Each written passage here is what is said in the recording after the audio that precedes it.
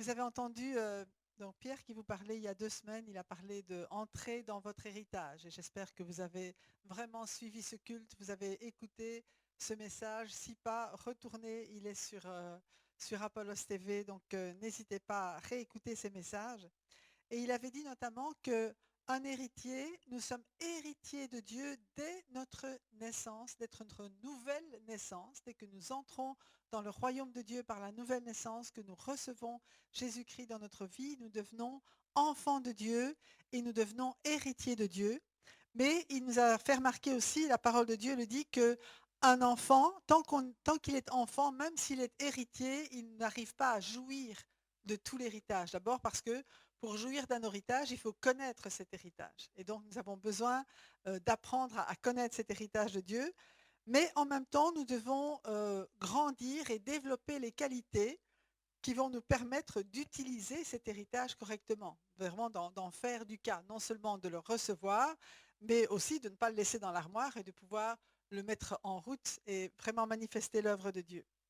Et dans la parole de Dieu, il est question, je veux dire, de 3 états spirituels qui sont, il faut absolument passer d'un état à l'autre. Quand on est spirituellement, nous sommes une nouvelle créature, nous sommes, on peut dire, des enfants ou des petits-enfants spirituels.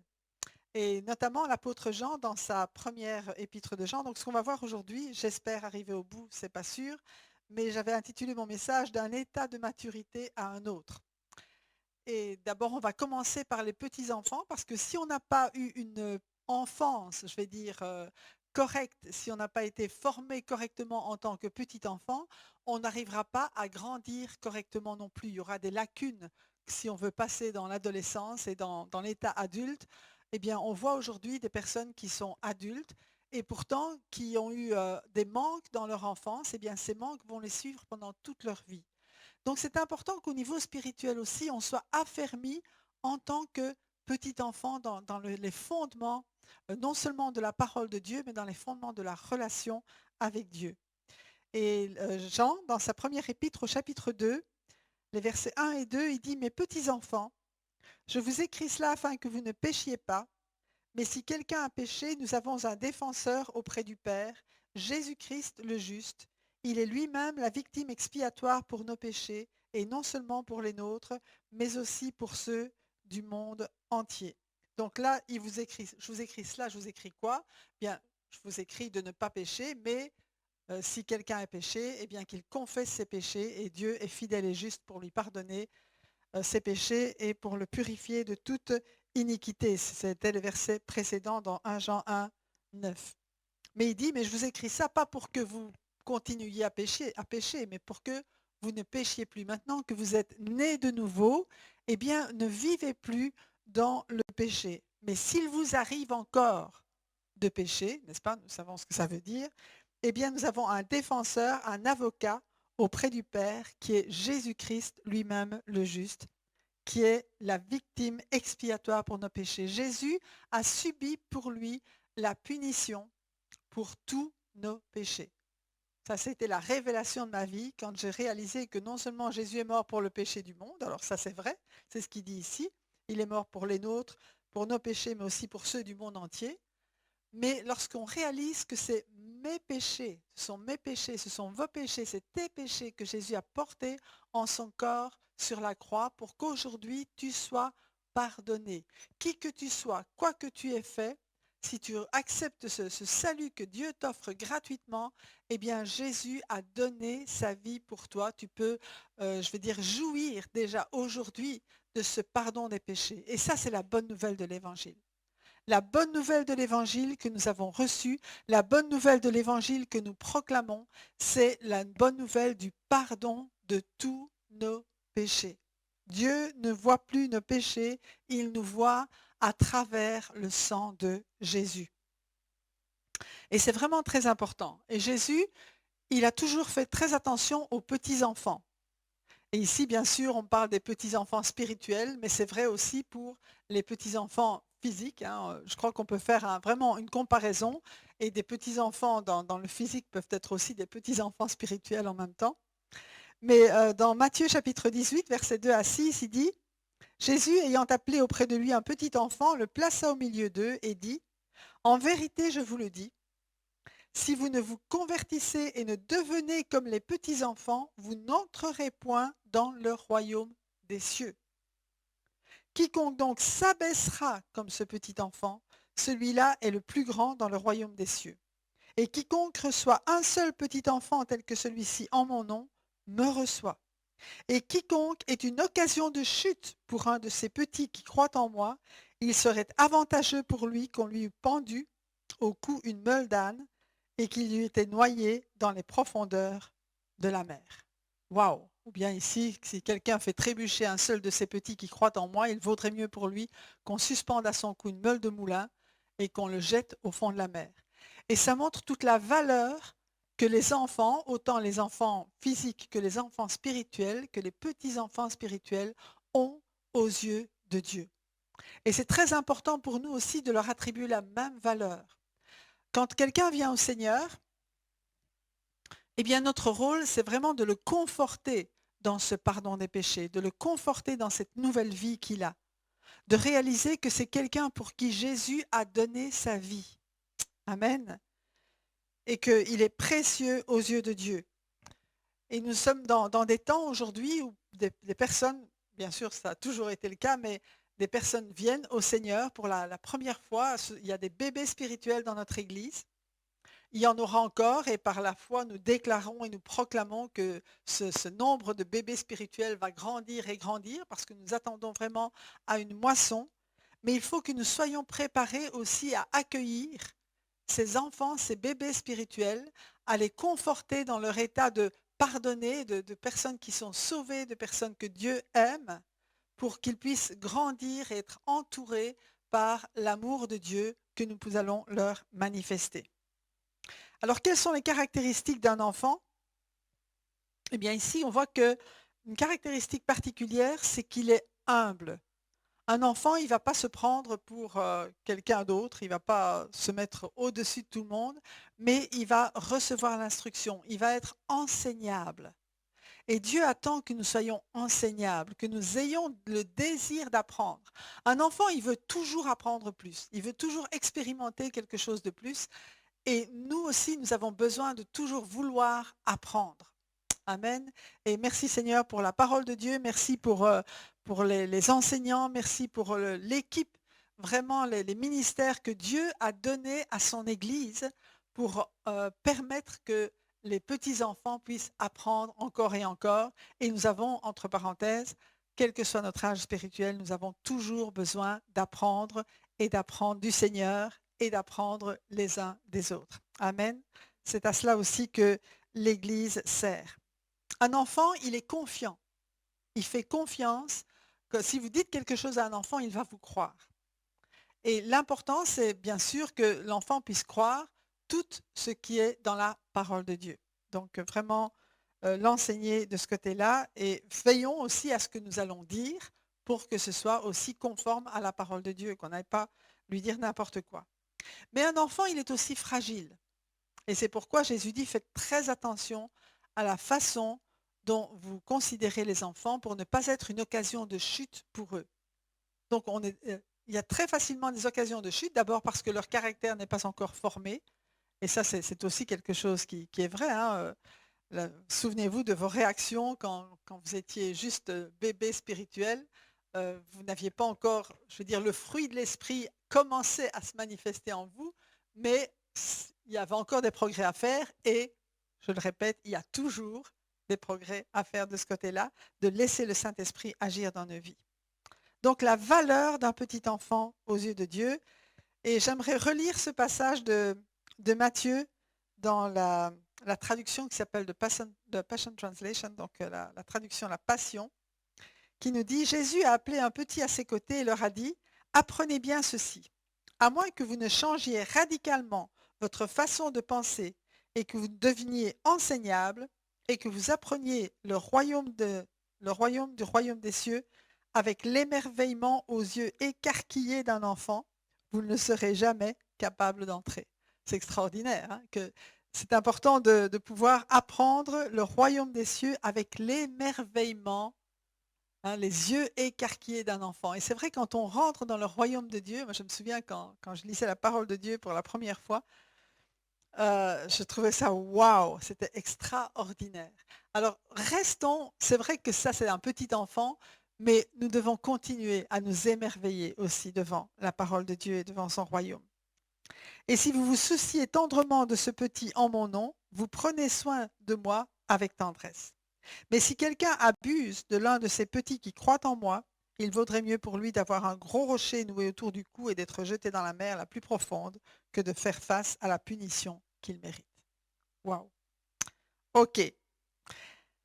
Donc, préparons-nous à recevoir les bébés spirituels et à permettre au Saint-Esprit en nous de leur communiquer à travers nous l'amour inconditionnel du Père. Et dans les chants, il a vraiment été question, hein, de cet amour du Père, parce que là aussi, c'est un fondement de la foi. Notre foi, elle est fondée sur le pardon des péchés, mais elle est fondée sur l'amour inconditionnel de notre Papa céleste.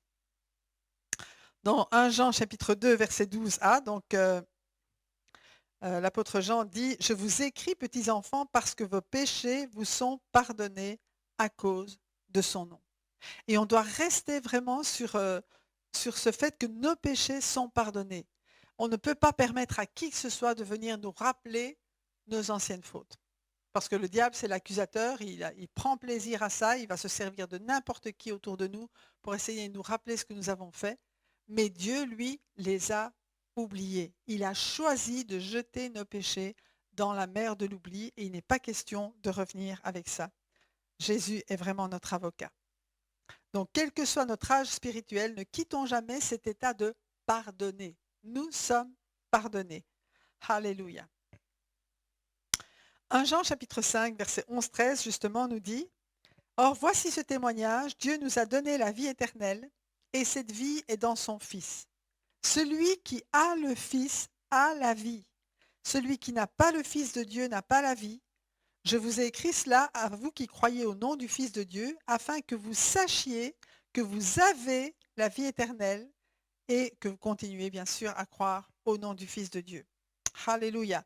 Donc une chose, c'est un fait établi. Avant de connaître Jésus, si on nous avait demandé, mais est-ce que tu crois que tu es sauvé, que tu vas au ciel, que tu as la vie éternelle, on aurait dit, bon, peut-être. J'ai jamais fait de mal à personne. Hein, si on voit un petit peu, c'est le raisonnement des gens autour de nous, mais c'était probablement le nôtre. Donc j'espère, c'est Dieu qui décide. Mais ici, dans la parole de Dieu, il nous donne une assurance. Dès le moment où nous recevons Jésus, nous recevons la vie éternelle, la vie qui ne finit pas. C'est une certitude, c'est une vie qui commence maintenant. C'est pas vous aurez peut-être un jour la vie éternelle. C'est maintenant, vous qui croyez au nom du Fils de Dieu, vous avez la vie éternelle. Ça, c'est aussi pour les petits-enfants. Hein, ça fait partie des bénédictions dès la nouvelle naissance. Un autre passage, toujours dans 1 Jean chapitre 2, au verset 13, vous voyez que dans Jean, il parle des pères, des fils, des pères, des jeunes gens, des petits-enfants. Et il dit: « Je vous écris, petits-enfants, parce que vous connaissez le Père. » Et là, c'est un peu Jean-Baptiste et Charlotte qui ont fait allusion, l'importance de cette relation intime avec le Père. Alors, cette relation intime avec le Père est parfois difficile. Elle n'est pas toujours évidente parce que on compare souvent le Père céleste avec notre Père terrestre. Et il y a des pères terrestres qui étaient bons, il y en a d'autres qui l'étaient moins, il y en a d'autres qui sont carrément mauvais. D'accord? Donc, on ne peut pas juger, je vais dire, l'amour de Dieu ni notre relation avec Dieu en fonction de notre relation avec notre Père terrestre. Par contre, ce que Dieu fait, il vient d'abord pour guérir les cœurs brisés. C'est ce que Jésus a dit. Je suis venu pour guérir les cœurs brisés. Donc, ce que Dieu va faire par son Saint-Esprit, c'est guérir les conséquences d'une relation mauvaise ou négative avec notre papa, mais aussi se révéler. Révéler l'amour de notre Père céleste en nous et dans le petit enfant. Un enfant qui n'est pas entouré par l'amour de ses parents ou d'autres personnes qui l'éduquent, il ne va pas grandir comme il faut. Il va être dans l'insécurité constante et s'il n'y a pas d'amour, s'il n'y a pas de tendresse, au final, il va mourir. Parce qu'on a besoin de cela, on a besoin vraiment de de cette relation intime, on a besoin de se savoir aimer.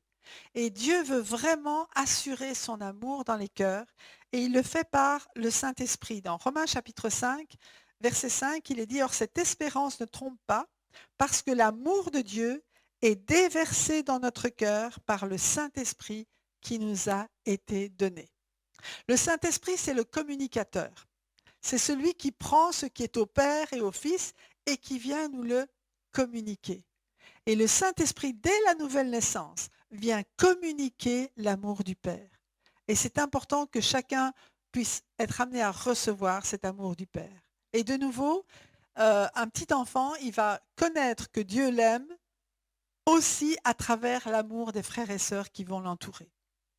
Donc vraiment que cet amour, que pour nous qui avons grandi, puisse vraiment passer à travers nous envers les petits-enfants spirituels, petits-enfants physiques aussi, dans le nom de Jésus, pour qu'il y ait cette sécurité. On est sécurisé par l'amour de Dieu. Et savoir que c'est un amour qui est inconditionnel. Vous savez, quand vous avez, pour la plupart, vous avez des enfants, votre enfant fait des bêtises, n'est-ce pas? Est-ce que vous arrêtez de l'aimer? Non. Parfois, vous devez le corriger, mais vous le corrigez par amour, pas par vengeance, pas par punition. On ne punit pas les enfants, on les corrige. Pour moi, c'est quelque chose de très important, la différence entre une punition et une correction.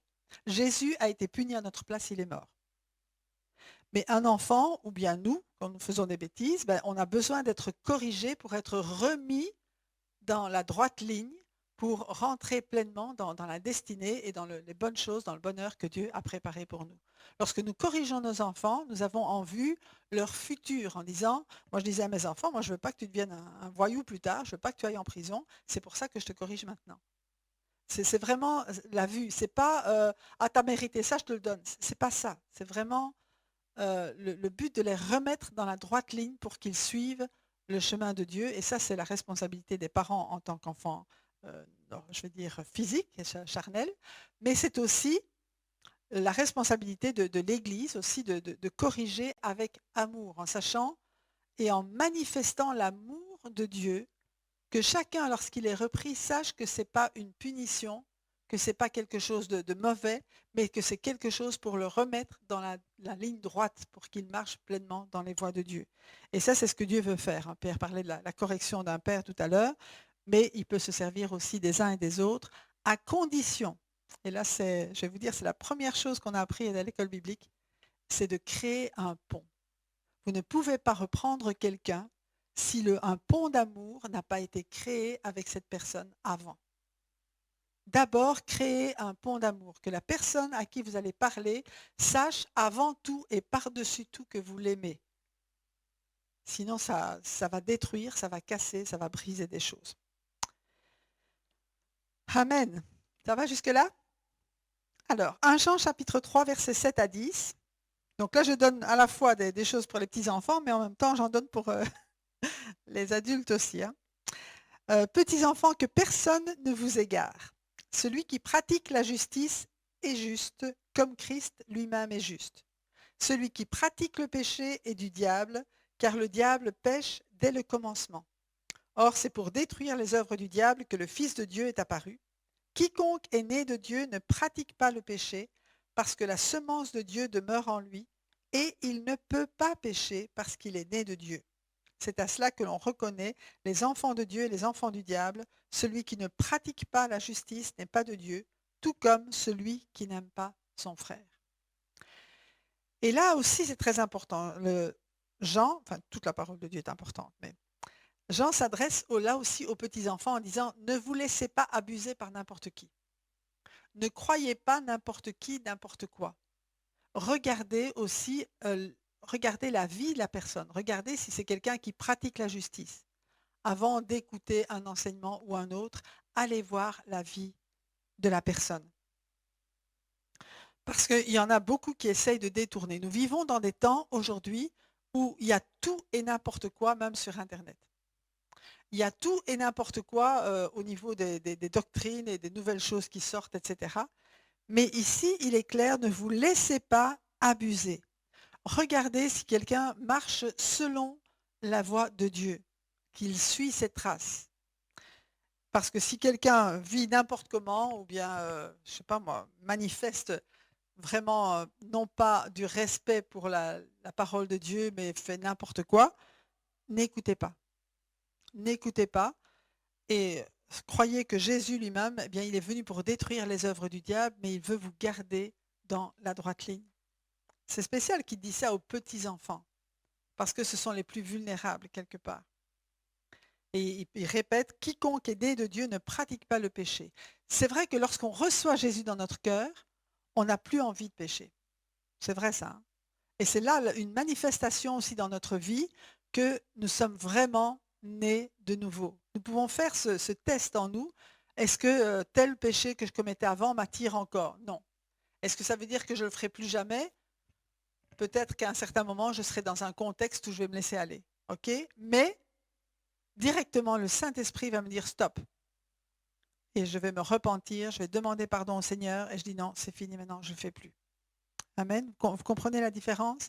Mais naturellement, même naturellement, nous ne sommes plus attirés par les péchés que nous avions l'habitude de commettre.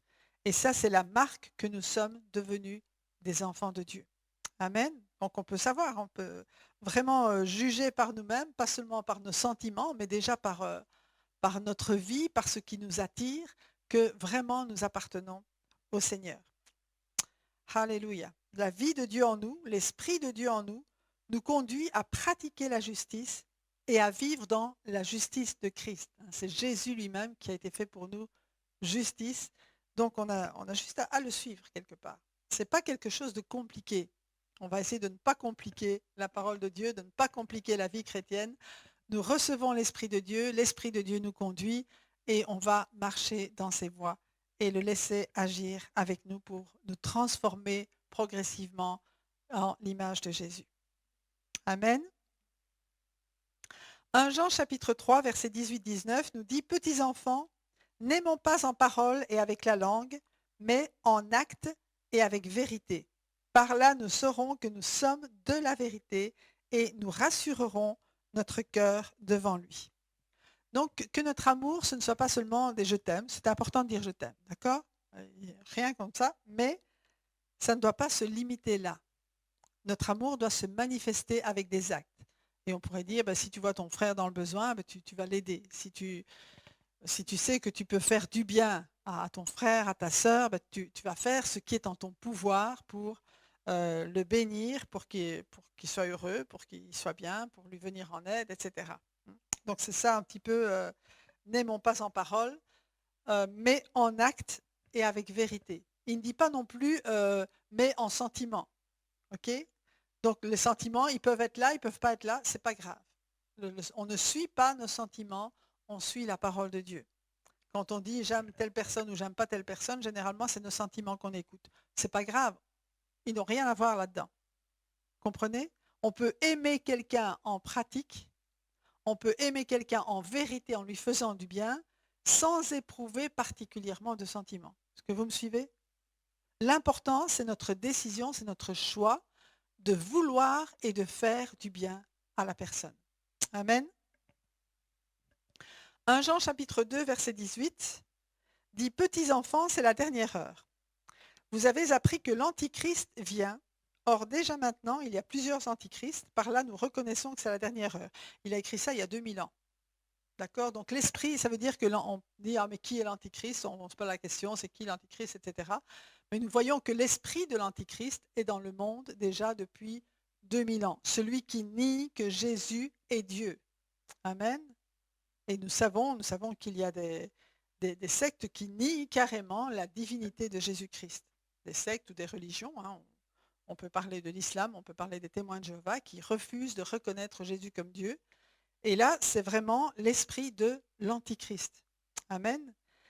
Et c'est un esprit qui domine quand même une bonne partie du monde. Donc, nous savons par là que c'est la dernière heure. 1 Jean chapitre 4, verset 4, nous dit « Vous, petits enfants, donc toujours petits enfants, vous êtes de Dieu et vous avez vaincu ces prétendus prophètes, parce que celui qui est en vous est plus grand que celui qui est dans le monde. » Et là, c'est notre assurance aussi. que nous sommes vainqueurs parce que nous sommes du bon côté. Amen. Un petit enfant en Christ qui vient d'accepter Jésus est déjà du bon côté, a déjà la victoire. Amen. Sur l'esprit de l'Antichrist. Pourquoi? Parce que le Saint-Esprit, dès le début, habite en lui. Amen. Dès que nous recevons Jésus-Christ, le Saint-Esprit vient habiter dans nos cœurs par la foi. Hein, on veut dire le baptême Saint-Esprit. Le baptême Saint-Esprit, c'est autre chose. D'accord? Mais dès notre nouvelle naissance, nous ne pouvons pas naître de nouveau si ce n'est pas le Saint-Esprit qui vient en nous, habiter dans nos cœurs par la foi et qui nous rend plus que vainqueurs. Amen. En Jésus. 1 Jean chapitre 2, versets 28 et 29 nous dit « Et maintenant, petits enfants, demeurez en lui. Ainsi, nous aurons de l'assurance lorsqu'il apparaîtra. Nous n'aurons pas la honte d'être loin de lui lors de son retour. Et si vous savez qu'il est juste, reconnaissez que toute personne qui pratique la justice est aussi née de lui. » Donc de nouveau, comment faire la différence entre quelqu'un qui vient de Dieu et quelqu'un qui ne vient pas de Dieu? C'est aussi la façon dont il pratique la justice, la façon dont il vit. Ce n'est pas seulement les paroles, mais c'est aussi la vie. Comprenez? Les paroles, tout le monde peut en avoir. Il y a plein de gens qui ont de beaux discours et même de beaux discours sur la Bible, mais si leur vie n'est pas en accord avec la parole de Dieu, ça n'a pas de valeur. D'accord? Tout en sachant que nous avons encore des progrès à faire. Okay? Donc, il n'est pas question d'être arrivé, mais il est question au moins de tendre vers la perfection de Dieu et pas de se défendre en disant « je suis comme ça, je ne changerai pas ». 1 Jean chapitre 5, versets 18 à 21. Nous dit, nous savons que si quelqu'un est né de Dieu, il ne pêche pas. Donc, il ne pratique pas le péché. Au contraire, celui qui est né de Dieu se garde lui-même et le mauvais ou le malin ne le touche pas. Nous savons que nous sommes de Dieu et que le monde entier est sous la puissance du mal. Mais nous savons aussi que le Fils de Dieu est venu et nous a donné l'intelligence pour connaître le vrai Dieu. Et nous sommes unis au vrai Dieu si nous sommes unis à son Fils Jésus-Christ. C'est lui qui est le vrai Dieu et la vie éternelle. Petits enfants, gardez-vous des idoles. Amen. Donc là, je crois que c'est vraiment un passage qui est waouh, extraordinaire et qui nous montre aussi, voilà, notre attitude, c'est de nous garder du mal.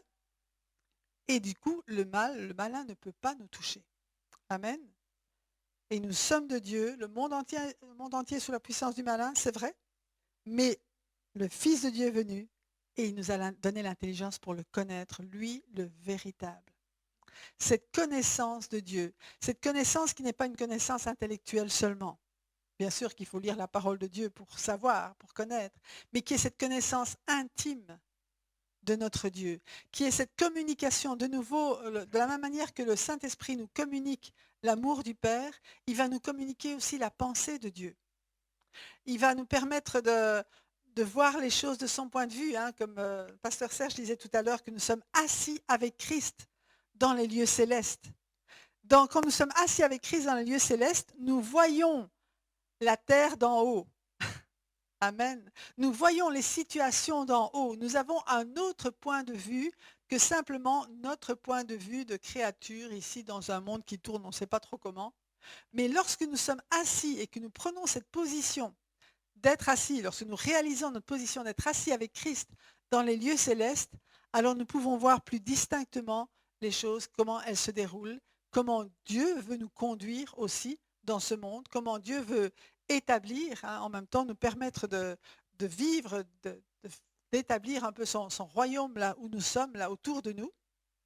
Et je crois que ça, c'est très important que nous suivions les injonctions de Dieu, que nous apprenions à recevoir de lui les indications pour faire les pas à pas. Hein, d'accord? La parole de Dieu est une lampe à mes pieds, une lumière sur mon sentier. Elle éclaire le pas suivant et elle éclaire le chemin tout entier. Amen. Mais cette communion avec Dieu aussi nous aide. Et là, nous avons vraiment besoin aussi des uns et des autres. Peut-être que les uns vont comprendre quelque chose, les autres autre chose. Et quand on met tout ensemble, ça fait vraiment un tableau extraordinaire et nous savons où aller. Amen. Donc nous sommes unis au vrai Dieu si nous sommes unis à son Fils Jésus-Christ. Jésus disait, je suis le chemin, la vérité et la vie. Nul ne vient au Père que par moi. Et j'aimerais rappeler ici que si vous avez un autre chemin pour aller à Dieu, il vous conduira ailleurs. Mais il ne vous conduira pas au Père. Il ne vous conduira pas au Créateur des cieux et de la terre. Il ne vous conduira pas à celui qui vous aime et qui a donné son Fils unique pour que vous ayez la vie, pour que vous ayez au paradis, pour que vous ayez la vie en abondance sur cette terre. Tout chemin autre que Jésus va vous conduire ailleurs qu'au Père. Parce que le seul chemin pour aller au Père, c'est Jésus-Christ. Et ceux qui vous disent le contraire, ce sont des menteurs qui sont conduits par le diable. Amen. Alors, ça va pour les petits-enfants? On a compris ce qui se passe pour les petits-enfants. Ils ont déjà plein de choses, les petits-enfants. Mais on veut grandir et on veut aller vers la croissance. 1 Pierre chapitre 1, versets 22 à 25 nous dit « Vous avez purifié votre âme en obéissant par l'Esprit à la vérité pour avoir un amour fraternel sincère. Aimez-vous donc ardemment les uns les autres d'un cœur pur. En effet, vous êtes nés de nouveau, non pas d'une semence corruptible, mais d'une semence incorruptible, grâce à la parole vivante et permanente de Dieu. Car toute créature est comme l'herbe et toute sa gloire comme la fleur des champs, l'herbe sèche, la fleur tombe, mais la parole du Seigneur subsiste éternellement. Cette parole est justement celle qui vous a été annoncée par l'Évangile. » Donc revenons à la base, nous sommes nés de nouveau d'une semence incorruptible et notre rôle maintenant, c'est d'obéir à la parole de Dieu. C'est important de la lire, c'est important de la méditer, c'est important de la connaître, mais tout cela, ça sert à lui obéir. On grandit lorsque nous obéissons à la parole de Dieu. Amen. Et j'aimerais dire quand même que pour obéir à la parole de Dieu, c'est quand même important de la connaître. Et je voudrais lancer un appel. Vraiment, on a des études bibliques ici le mercredi. Je crois que c'est important que chacun puisse regarder ces études bibliques. Si ce n'est pas en direct, regardez-les en différé, mais n'en loupez pas une, parce qu'elles sont toutes importantes pour votre croissance spirituelle. Si vous en avez manqué, retournez en arrière, elles sont toutes sur Apollos TV, donc il n'y a pas de souci de ce côté-là, tout est possible, mais ne les manquez pas, parce que la Bible nous dit que mon peuple périt parce qu'il lui manque la connaissance. Ça, c'est le verset de Osée 4,6. Mais le verset suivant nous dit, parce que tu as rejeté la connaissance, moi aussi je te rejetterai. Donc ne courez pas le risque, alors je ne fais pas de menace, mais c'est Dieu qui le dit, ne courez pas le risque de rejeter la connaissance ou bien de la considérer comme rien ou de ne pas en tenir compte, mais recherchez la parole de Dieu. Amen. Recherchez, et comme parfois c'est parfois difficile de comprendre les passages, eh bien les études bibliques sont là pour ça, pour vous guider. Ce sont des guides, d'accord? Une étude biblique, c'est un guide pour vous permettre de comprendre ce que Dieu dit dans sa parole et vous l'approprier dans votre vie de tous les jours. Amen. 1 Pierre chapitre 2, versets 1 et 2 nous dit « Débarrassez-vous donc de toute méchanceté, de toute ruse, de l'hypocrisie, l'envie et toute médisance. Et comme des enfants nouveau-nés, désirez le lait pur de la parole. Ainsi, grâce à lui, vous grandirez pour le salut, si du moins vous avez goûté que le Seigneur est bon. » Donc, on est en voie vers la croissance. Là. On passe de petit enfant, on va boire d'abord du lait, on va désirer ce lait pour grandir, et on va réaliser que dans la parole de Dieu, il y a des choses que la parole de Dieu nous dit, tiens, ça tu faisais, tu fais plus. Hein, il dit débarrassez-vous de toute méchanceté, de toute ruse et de l'hypocrisie. Ça veut dire que quand on est arrivé au Seigneur, il y avait ça dans nos vies. Pas pour tout le monde peut-être, mais pour certains en tout cas, il y avait des choses qui n'étaient pas justes et dont nous devons nous débarrasser. C'est la responsabilité de chaque chrétien de se débarrasser ce qui dans sa vie n'est pas conforme à la parole de Dieu et qui est justement révélé dans cette parole. Ça, c'est la marche vers la croissance. Amen. 2 Pierre chapitre 3 verset 17-18 dit « Bien-aimés, vous voilà avertis. Tenez-vous donc sur vos gardes de peur qu'entraînés par l'égarement des impies, vous ne perdiez la ferme position qui est la vôtre. Mais grandissez dans la grâce et dans la connaissance de notre Seigneur et Sauveur Jésus-Christ. À lui soit la gloire maintenant et pour l'éternité. Amen. » Et là, j'aimerais attacher « Grandissez dans la grâce et dans la connaissance de notre Seigneur Jésus-Christ. » Il ne dit pas grandissez dans la loi. Il ne dit pas grandissez dans il faut, il faut, il faut, il faut. Il dit grandissez dans la grâce. Que la grâce de Dieu vous soit révélée de plus en plus dans votre vie. Il y a un homme, je crois que c'était Spurgeon, qui a écrit tout par grâce. Il n'y a pas que le salut qui est par grâce. Nous sommes sauvés par grâce, mais toute notre vie chrétienne est une grâce de Dieu. Tout ce que nous faisons, Dieu vient l'accomplir pour nous par sa grâce. Le chemin qu'il a préparé d'avance, même les bonnes œuvres qu'il a préparées d'avance pour nous, c'est une grâce. Il faut réaliser que dans notre vie, tout est grâce de sa part. Amen. Et nous avons à suivre son chemin, notre volonté doit s'aligner à la sienne, c'est vrai, mais tout nous est donné par grâce. Donc nous ne nous départissons jamais de cette grâce et ne revenons jamais à nos mérites. J'ai fait ça, donc j'ai droit à. Comprenez que vraiment nous réalisions que tout ce qui nous est donné par grâce de Dieu. Grandissez dans la grâce, dans la connaissance de la grâce et dans la connaissance de notre Seigneur et Sauveur Jésus-Christ.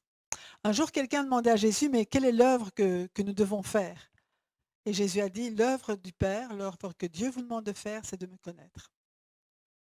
Tout ce que nous avons à faire, c'est connaître Jésus-Christ, connaître son amour, connaître son œuvre en nous, connaître vraiment sa perfection, le connaître lui, être dans sa présence. Et vous savez que quand on parle de connaître dans la parole de Dieu, ce n'est pas quelque chose d'intellectuel, mais c'est vraiment quelque chose, un cœur à cœur. Donc, l'œuvre que Dieu nous demande et qui doit attirer toute notre attention et nos forces, c'est de connaître Jésus intimement. 1 Jean chapitre 2, verset 13b nous dit « Je vous écris, jeunes gens, parce que vous avez vaincu le malin. » Vous voyez la différence?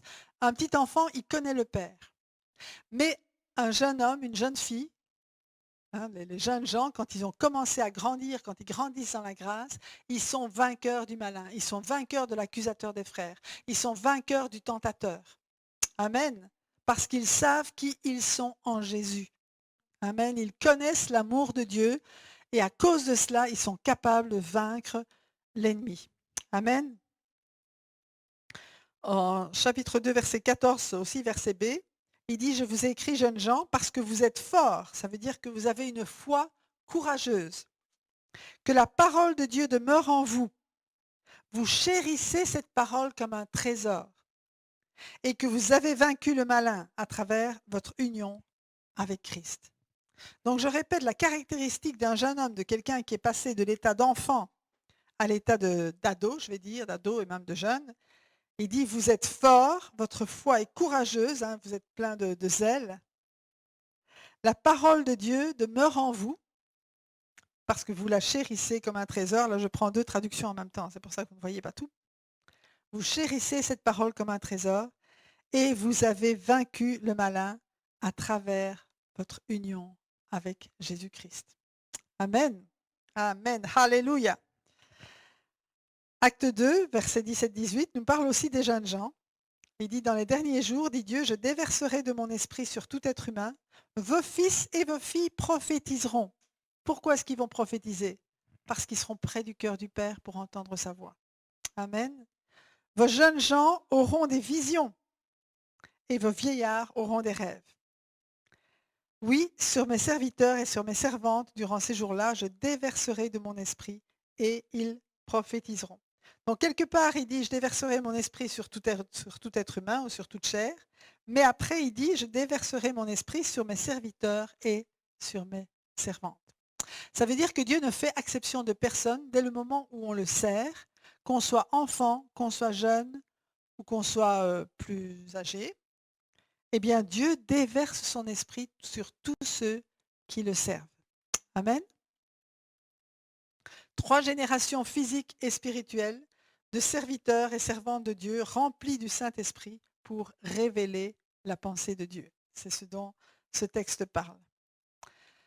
Tite, chapitre 2, verset 6, nous dit « Encourage de même les jeunes gens à se montrer réfléchis. » Ah, pourquoi est-ce qu'ils doivent se montrer réfléchis?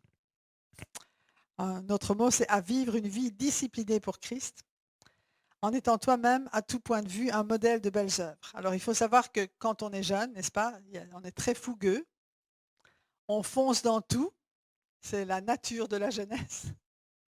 Et c'est même la nature de la jeunesse, je veux dire, au niveau spirituel. On veut tout faire, on en veut plus et plus et plus. Et parfois, on va un peu plus vite que Dieu lui-même. Et donc, c'est pourquoi Paul dit à Tite, encourage les jeunes gens à se montrer réfléchis, à vivre une vie disciplinée pour Christ, à ne pas faire n'importe quoi, n'importe comment, mais vraiment à se laisser reprendre. Et il dit en étant toi-même, à tout point de vue, un modèle de belles œuvres. Comme quoi, lorsque nous grandissons dans la foi, nous devenons aussi des modèles pour ceux qui sont autour de nous.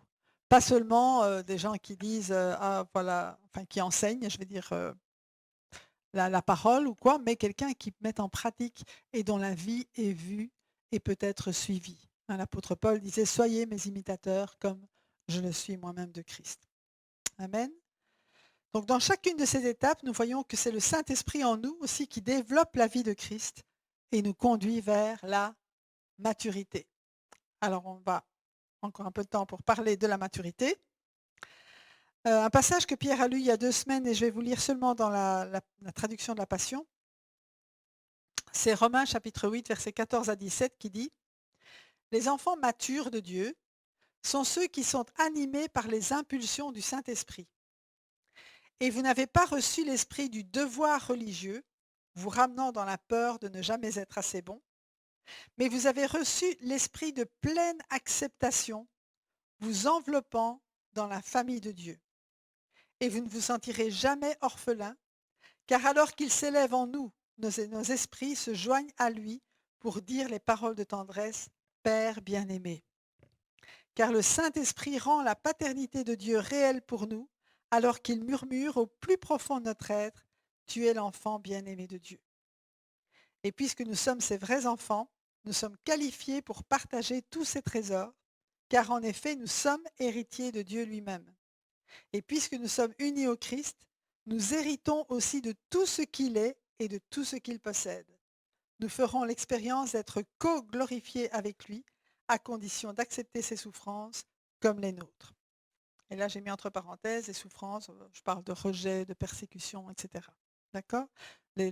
Tout ce qui accompagne la vie chrétienne quand on veut vivre pieusement en Jésus-Christ. C'est beau, hein?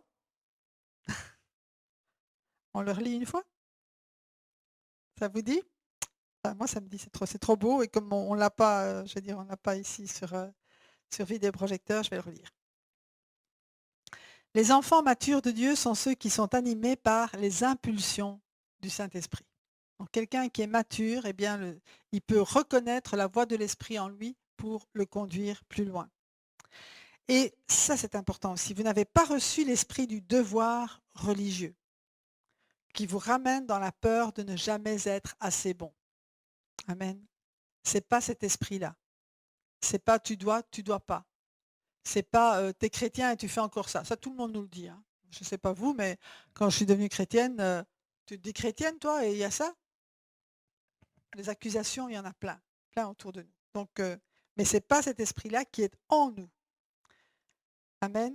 Nous n'avons pas à avoir peur de ne jamais être assez bon. Dieu nous a sauvés parce qu'il nous aime. Et c'est lui-même qui nous transforme de l'intérieur. C'est sûr qu'on ne va pas être parfait à vue humaine du premier jour.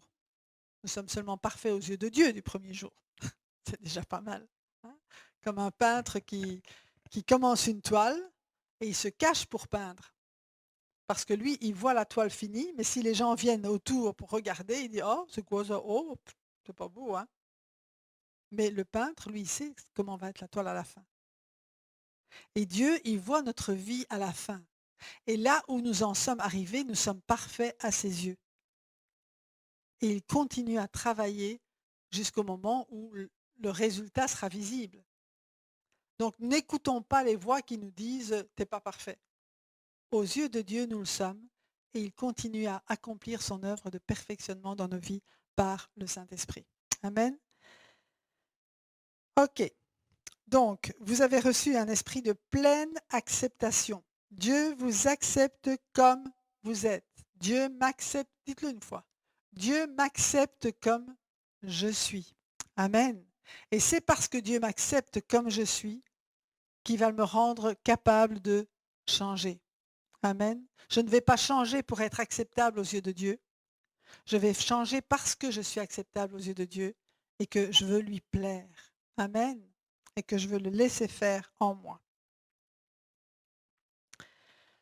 Donc, vous enveloppant aussi dans la famille de Dieu, l'importance là aussi de nos contacts les uns avec les autres et de nous encourager les uns les autres. Et vous ne vous sentirez jamais orphelin, car alors qu'il s'élève en nous, que Jésus s'élève en nous, que l'Esprit s'élève en nous, nos esprits se joignent à lui pour dire les paroles de tendresse, Père bien-aimé.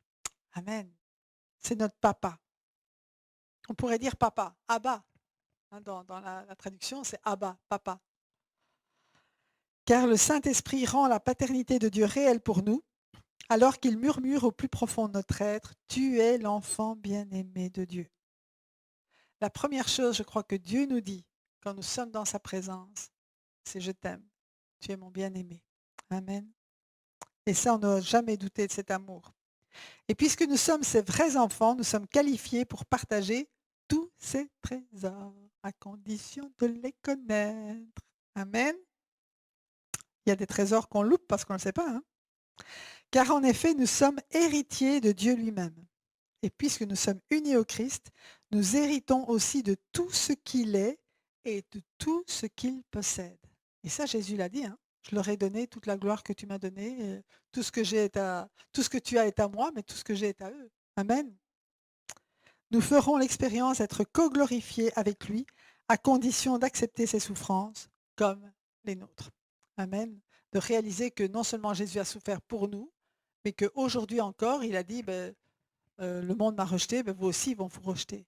J'ai été persécuté, ils vont aussi vous persécuter. Ceux qui ont reçu ma parole, ils vont recevoir la vôtre. Ceux qui n'ont pas reçu ma parole, ils ne vont pas recevoir la vôtre. Donc c'est clair qu'on vit dans un monde qui est pour plusieurs hostile, je veux dire, à l'évangile, et que là, ça fait partie des souffrances normales du chrétien. Amen. Il n'y a rien d'extraordinaire, mais Jésus est en nous et celui qui est en nous est plus grand que celui qui est dans le monde. Jacques chapitre 1, versets 2 à 4. Mes frères et sœurs, on continue là-dessus, considérez comme un sujet de joie complète les diverses épreuves auxquelles vous pouvez être exposés, sachant que la mise à l'épreuve de votre foi produit la persévérance, mais il faut que la persévérance accomplisse parfaitement sa tâche, afin que vous soyez parfaitement qualifiés, sans défaut et qu'il ne vous manque rien. Et là, nous voyons que la façon pour Dieu de nous sanctifier, de nous amener vraiment à la perfection, eh bien, c'est de permettre que nous passions par les épreuves, de la même manière que Jésus est passé par les épreuves. Jésus n'a pas seulement souffert à la croix. Hein. D'accord? Jésus, il a souffert avant aussi, il a eu des épreuves avant, il a subi le rejet avant ça. Et c'est important pour nous vraiment de réaliser que les épreuves, ce n'est pas quelque chose de négatif. Nous, quand on a une épreuve, ou bien il y a quelqu'un qui nous en veut ou quelque chose, on s'enfuit. Mais la Bible dit non, c'est quelque chose de bon, c'est un sujet de joie, ça fait partie du travail de Dieu dans votre vie. Le problème, ce n'est pas ce que les gens nous font, c'est la façon dont nous allons réagir. Ce qui nous fait du mal, ce n'est pas ce que les autres nous font, jamais. C'est la façon dont nous réagissons. Ça nous fait du mal ou ça nous fait du bien. Si nous savons que, par exemple, nous nous armons, je vais dire, du pardon de Dieu, n'importe qui peut vous dire n'importe quoi, ça ne va pas vous toucher parce que le pardon sera là directement. Comprenez? C'est le manque de pardon qui nous fait du mal. Ce n'est pas l'offense en elle-même. C'est notre orgueil qui nous fait du mal. Quand on nous blesse et qu'on nous lance des piques ou des choses comme ça, notre orgueil nous fait du mal, pas la pique. Comprenez? Donc, les choses qu'on nous dit vont permettre de révéler en nous ce qui doit encore être extirpé. Amen. Quelqu'un qui n'a pas d'orgueil, et je sais que ça n'existe pas, mais si nous n'avions pas d'orgueil, nous ne serions jamais blessés par les paroles de qui que ce soit. D'accord? Donc, le Seigneur nous aide vraiment à ressembler, à marcher dans ce chemin d'humilité. Et eh bien, chaque situation peut être bonne parce que Dieu fait concourir toutes choses pour le bien de ceux qu'il aime. Même si le diable, lui, il attaque, on est d'accord que le diable attaque, Mais Dieu transforme l'attaque du diable en quelque chose d'extraordinaire. Et on parlait de Job tout à l'heure. Dieu a transformé les attaques terribles du diable en une révélation extraordinaire pour Job. Et au final, Job, il était 2 fois plus riche et il avait 2 fois plus d'enfants après qu'avant. Alors c'est sûr que ça a été très très dur comme épreuve et que je n'ai pas envie que qui que ce soit passe par là, d'accord? Mais le final, le point final, c'était pas la réussite du diable, c'était la réussite de Dieu dans la vie de Job, parce que malgré tout, il est resté fidèle à Dieu. Et Dieu n'aurait pas permis que Job passe par cette épreuve s'il n'avait pas eu une confiance totale en Job pour qu'il reste fidèle. Amen. C'est vraiment, lui, c'est vraiment un bon. Tu ne sauras pas l'avoir. Tu pourrais essayer n'importe quoi, tu ne l'auras pas. Mais il avait déjà en vue ce qu'il allait faire avec Job après. Donc sachons que quand Dieu permet une épreuve dans notre vie, c'est qu'il a déjà en vue ce qu'il veut faire avec nous après. La perle qui va sortir de cette épreuve, le diamant taillé qui va sortir de cette épreuve. Faisons vraiment confiance à Dieu, il ne nous laisse pas et jamais il ne nous abandonne. Dans l'épreuve, il est là, il est présent, quel que soit le temps que ça peut durer. Il y a des clins d'œil qui nous donnent à chaque fois. Et n'oublie pas, je suis là, t'inquiète pas, tu es sur la bonne route, continue, je suis là, je suis avec toi. Il y a toujours des choses qui se passent, même au milieu de l'épreuve, qui montrent que Dieu est là, qui ne nous abandonne pas et que rien ne le laisse indifférent, mais qu'il a préparé quelque chose de bon. Amen. Et plus nous allons grandir dans cette connaissance de Dieu, plus nous allons avoir cette assurance que rien ne peut nous arriver parce que Dieu est avec nous et que si quelque chose arrive, c'est qu'il a quelque chose de bon, non seulement pour nous, mais pour tout son peuple. Parce que ce passage dit, Dieu fait concourir toutes choses, pas pour mon bien, mais pour le bien de ceux qu'il aime. C'est qu'à travers cette épreuve, je vais devenir une bénédiction pour d'autres aussi. Amen. Ok, ça c'est un autre message, mais bon. Il faut que la persévérance accomplisse parfaitement sa tâche afin que nous soyons parfaitement qualifiés, sans défaut et qu'il ne vous manque rien. Dieu ne s'arrêtera pas avant d'en arriver là. D'accord? Donc, si vous dites, je ne suis pas parfait, je ne le serai jamais, ben, c'est raté. Si tu continues avec Dieu, tu vas le devenir. Amen. 1 Jean chapitre 2, verset 13, nous dit, je vous écris père et mère. Là, on va plus loin. Parce que vous connaissez, vous avez une relation avec celui qui est dès le commencement. Vous avez vraiment cette relation intime, vous connaissez, vous savez qui il est, vous savez qu'il est depuis le commencement, vous savez qu'il ne change pas, qu'il ne changera jamais. C'est une ferme attitude. Verset 14 dit, je vous ai écrit père, père et mère, parce que vous connaissez celui qui est dès le commencement. 2 fois, il dit la même chose. Donc ce qui caractérise un père ou une mère spirituelle, c'est sa relation intime avec le Père, c'est sa connaissance intime de Dieu, c'est la capacité de transmettre aux autres vraiment le cœur du Père, sa capacité, sa puissance, son onction. Et ça, c'est le Saint-Esprit qui nous le permet, mais afin de démontrer aussi le cœur du Père aux enfants, aux jeunes gens, et de communiquer cet amour inconditionnel du Père. Plus nous allons grandir dans la connaissance de Dieu, plus son amour inconditionnel va grandir en nous pour tous ceux qui nous entourent. Amen. Ça aussi, c'est un témoin. Est-ce que je laisse passer l'amour de Dieu pour tous ceux qui sont autour de moi, pour tous ceux que le Seigneur me donne? Non seulement ceux-là, mais après pour ceux qui sont au loin aussi. Amen. Et Jésus dit, soyez donc parfaits comme votre Père céleste est parfait. Il y croit, Jésus. D'accord? Donc c'est important que nous y croyions aussi. Mais les mots grecs et araméens pour parfait peuvent aussi signifier entier, complet, pleinement mature, ne manquant de rien, tout compris, bien arrondi. Donc ça, ce sont des mots par lesquels on aurait pu traduire le mot parfait. Amen. Soyez complet. J'ai encore 5 minutes. Matthieu 5, 43, 46 dit, vous avez appris qu'il a été dit, tu aimeras ton prochain et tu détesteras ton ennemi. Donc là, je reprends le contexte de soyez parfait. Mais moi, je vous dis, aimez vos ennemis, bénissez ceux qui vous maudissent, faites du bien à ceux qui vous détestent et priez pour ceux qui vous maltraitent et qui vous persécutent, afin d'être les fils de votre Père céleste. Donc la perfection, elle va là-dedans. C'est pas je fais des choses parfaitement sur la terre. C'est pas ça. La perfection, c'est dans notre caractère, c'est dans notre amour. C'est cette perfection-là que le Père recherche. Alléluia. En effet, il fait lever son soleil sur les méchants et sur les bons, et il fait pleuvoir sur les justes et sur les injustes. Si vous aimez ceux qui vous aiment, quelle récompense méritez-vous? Les collecteurs d'impôts n'agissent-ils pas de même? Les collecteurs d'impôts, pourquoi? Parce que c'est ceux qui étaient méprisés le plus à cette époque-là. Et si vous saluez seulement vos frères, que faites-vous d'extraordinaire? Les membres des autres peuples n'agissent-ils pas de même? Soyez donc parfaits comme votre Père céleste est parfait. Et on est parfait en aimant nos ennemis, en priant pour ceux qui nous persécutent. Amen. Alléluia. J'ai encore 2 passages à lire. Hébreux chapitre 5, versets 11 à 13, qu'on a lu aussi il y a 2 semaines. Car chaque enfant spirituel qui vit de lait n'est pas encore éclairé par la révélation de la justice.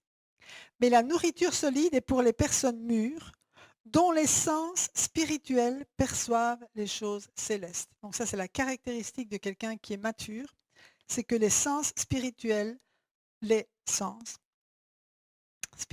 perçoivent les choses célestes. Donc ils ont ce point de vue de Dieu. Et ils ont été correctement formés par ce qu'ils ont vécu pour en tirer une compréhension et faire la différence entre ce qui est vraiment excellent et ce qui est mauvais et nuisible. Amen. Donc on voit aussi que toute cette formation que Dieu fait avec nous, eh bien ça sert aussi à exercer nos sens spirituels et tirer cette compréhension entre ce qui est bon, ce qui est excellent et ce qui n'est pas bon. Non seulement pas bon, mais qui est nuisible.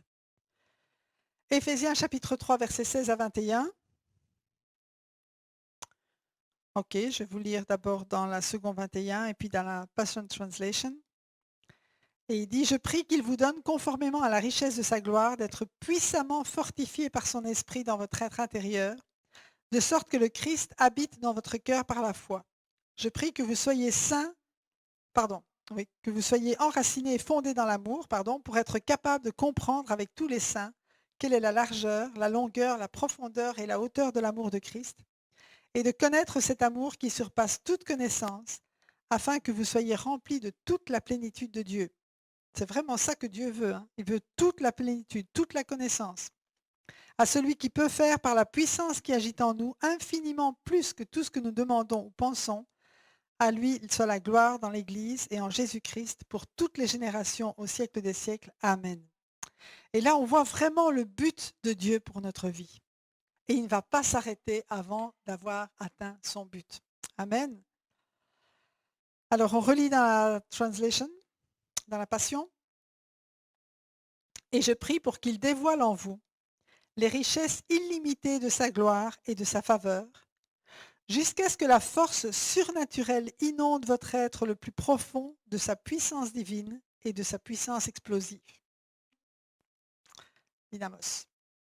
Ensuite, en utilisant constamment votre foi, la vie du Christ sera libérée au plus profond de vous, et le lieu de repos de son amour deviendra la source et la racine même de votre vie.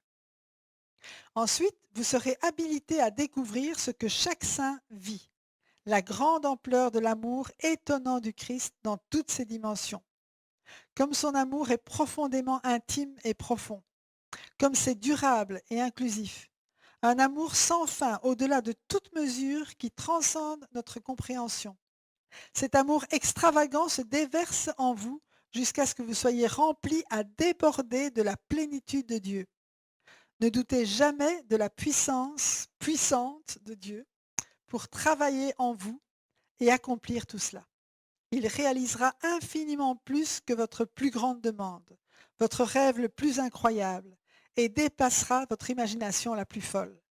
Il les surpassera tous, car sa puissance miraculeuse vous dynamise constamment. Amen. Tout un programme. Amen.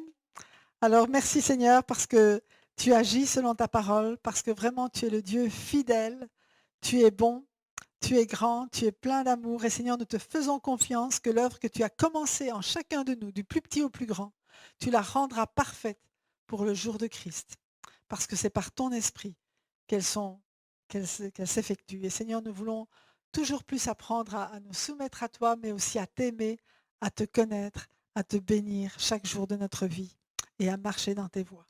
Merci d'accompagner chacun, Seigneur, et d'encourager chacun là sur le chemin où il se trouve maintenant. Merci vraiment de déverser tes grâces et tes bontés. J'appelle la guérison maintenant sur tous ceux qui sont malades ou qui sont souffrants dans le nom puissant de Jésus. Recevez le bénéfice de l'œuvre de Jésus à la croix au nom puissant de Jésus. Amen.